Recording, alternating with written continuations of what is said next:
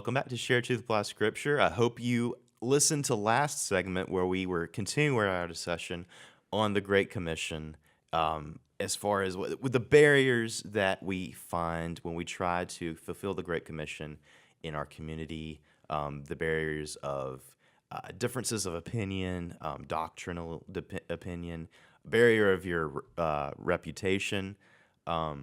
There's so many things, but the good news is that God is able to equip you to overcome these barriers. Now we're going to bring it back home and talk about sharing the gospel with family. Yeah, literally in the home, or at least at, homecomings and gatherings and family stuff. Well, Yeah. exactly. Stuff, right? Yeah. We can all, those listening and us at this table, we all got a family member, and hopefully we're not that family member. No. But there we have. I'm sure I am in some regard. degree. Yeah. Well, don't be, Jordan. Yeah, I know. But we all have a family member or a couple that are just either intentionally or unintentionally just bad news. You know, hard to get along with, difficult, argumentative, or just outright rebellious against God. Whatever it is, they make it. They make family meetings a challenge. Yeah. And so, one advice I'll give is there's this thing called small dosages, and so you need to obviously extend a lot of grace and compassion and mercy toward someone in that category, but at the same time knowing that you wouldn't want to spend a whole weekend with them either, all day, every day, because then you're putting yourself in a position to stretch your sanctification. Yeah. So small dosages. Yeah. That's good though. I would have thought at one point in my life, well, that's kind of selfish sounding, that you're cutting these people. You're not really cutting them out of your life. You're just cutting down on the time spent with them. But I would have thought at one point in my life that sounds a little unloving. It really isn't, because it's what you're doing is you're keeping yourself from being tempted to be angry or bitter or having a bad attitude towards them, and which enables you to love them in a more healthy way. Yeah, absolutely. And show the gospel to them that way. So you just look at me like I'm thinking I'm about saying, you. and trust me, they're tired of you too. So You're doing them a favor as well. Yeah, well, and the thing is, which it can be really hard if you're.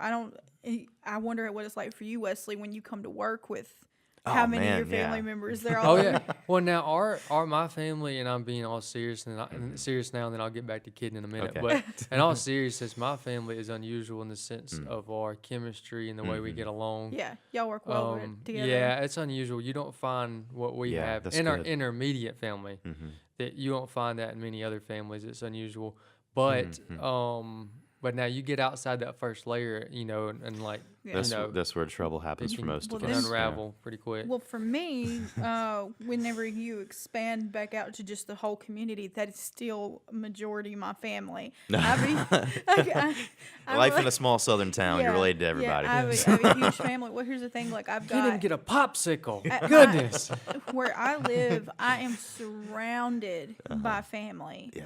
And so they all know what's going on with you. Everybody knows everybody's business. Yeah. And that's just, which I Leave. I wouldn't have it any other way though. It's good, it's good to have them there and have, them have your back, but it can be hard because when you're like that, you're surrounded by family. The things that you've done and the wrong in your past definitely cannot go unnoticed. Yeah. Someone That's has what seen. we mentioned though in the last segment when you talk about a community that barrier of reputation translates even more close to your family. So because it amplifies too, because the hurt within a family, if you've done something unfortunately in your life that hurts somebody, the wound is much deeper because you're related or because you're closer. Yeah, and I think if you take that and you spin it around and you're the person trying to reach someone doing wrong, I think that's where it gets harder for us because you're going to be more emotional over it. It's going to be, you're going to feel like you'll get angry easier too. Like, I know that I have family when they do things. I know, I just want to, in my heart, I know I want to just love them and show them Christ, but then, and I find myself just like, I can't believe they did that thing.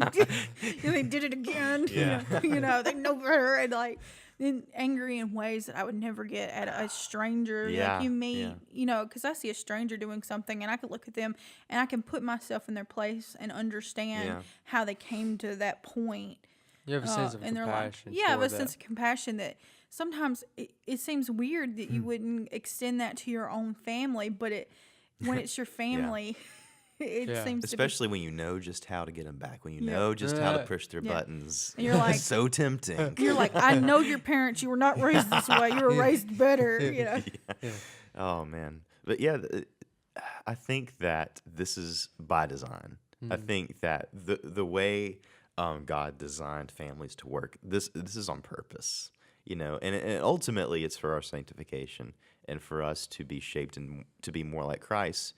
And as a result of that, even those who were used as tools of sanctification, they see Christ being shaped in us, and that in itself is a witness. Yeah, and in your family too, that gives you have to reset a lot of times and realize you have to ask yourself, how much of this that's frustrating or that I'm being treated unfairly or whatever the case is, how much of it is actually worthy of me being frustrated over. Sometimes it can be so, even though it happens over a period of time, over and over again, sometimes it's a lot more minor than we make things, as far as how things, because like I said, if it's that big of a deal, it's like for people that that have a problem with the stances and our methodology at AFA, it's like, well, then why are you listening so much? Just cut it off if it's that big of a problem.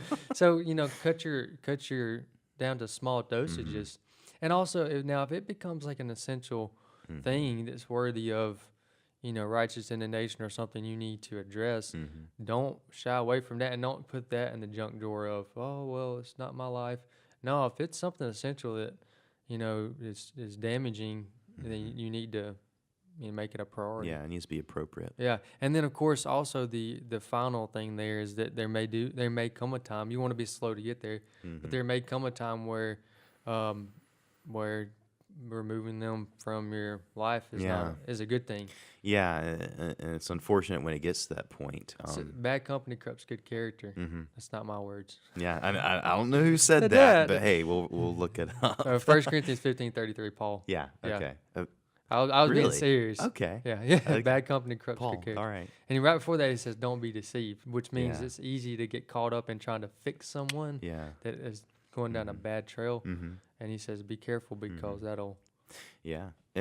I think, as in all arenas, prayer, being sensitive to that, Right. praying about that, praying about your family, but not only that, just being close to God. You must have read my article in Engage Magazine. I think I may have, yeah. At least once. You just quoted the last sentence there. Let me share that while we're talking about it. Do it. Friendships in the world or with the world. I wrote that article. Friendships in the world or with the world on Engage Magazine.net. Magazine.net, and I mentioned there at the end, ultimately, prayer and our lifestyle goes a lot further than anything. And so those are so when you get to the point where you can't be around the person a family member for whatever reason, it's at that point prayer is even that much more important. Yeah. No, you want to say something? Oh, yeah, I was going to say, whereas you have a slight disadvantage when talking to family because you're more involved, more emotional about the situation. You also have a big advantage in that you know that person better than anybody. That's true. Better than a stranger coming in. Of course, I think that when it comes to a stranger, them taking the time to get to know them creates something for them, and that builds a relationship. But you already have that relationship with this person in your family, so use that. Yeah. Yeah, I don't mean like bring up old things that they did and throw in their face. Yeah. I mean, so and so, your cousin likes basketball. Take them out to shoot some hoops and start talking about Jesus while you're out there. They will definitely win, by the way. Yeah, you may lose. Yeah, but use it to your advantage to do. I know we're not close to like any sort of like traditional family gatherings, or are we? I don't think we're around any holidays at this point. I think the next one is September. Well, no, you got which is next month, which is real close. Okay, never mind then. No, we're getting close to golly, it's not. Labor Day. Labor Day. But that's okay. But people get together on Labor Day. People get. Everybody grills a hot dog on Labor Day. Come on, Jordan. Now I'm hungry. Okay. Let's talk real quick about some practical things. With those people in our families that are somewhat more troublesome than others, and getting along with them. Just one thing off the top of my head that goes a long way with making an environment where you can easily talk about things like the gospel is don't talk about anything that's not primary that y'all disagree on.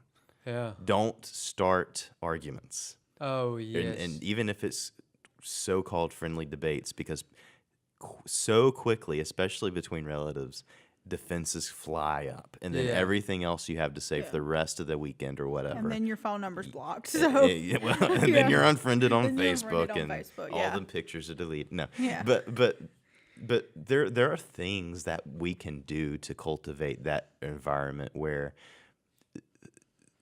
deep discussions about your soul are more welcome. Do y'all have any ideas for some practical things? You better be prayed up, and it better be intentional. Definitely. Yeah, you gotta set your heart right there. And guys, we have to, and this is something that I've been convicted of, and so more times than once, and that's to get the log out of my own eye, so that I can see clearly the speck in my brother's eye. And so it's important to be intentional about making sure your heart's pure in your motives and what you're trying to deliver. And in doing so, you'll be able to see, this is something maybe I don't need to, it ain't that big of a deal. Or maybe it's like, no, we gotta press in here, and this is something that's So, spend time with them. I think that's a big thing that we forget to do, is that we pour so much time and energy. We're talking about going out and doing missions. Some people do pour so much time and energy into the strangers down the street, and they forget the people closest to them and leave them. And that's, we're talking about family. That's including in your home too. I mean, sit down and spend time with those people. Even if it's just pop in, visit, and sit down and talk for a little bit. Yeah, and then throw the first punch. No, I'm just kidding. No, just kidding.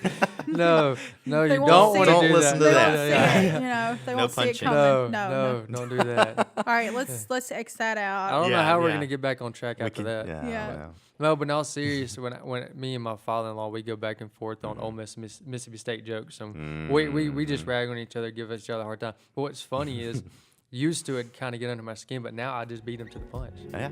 Literally. You beat him with the punch? Is that what you're saying? No, okay. No. All right. Have fun. On that note, so yeah, Labor Day weekend's coming up. Lots of people are going to be meeting with their families.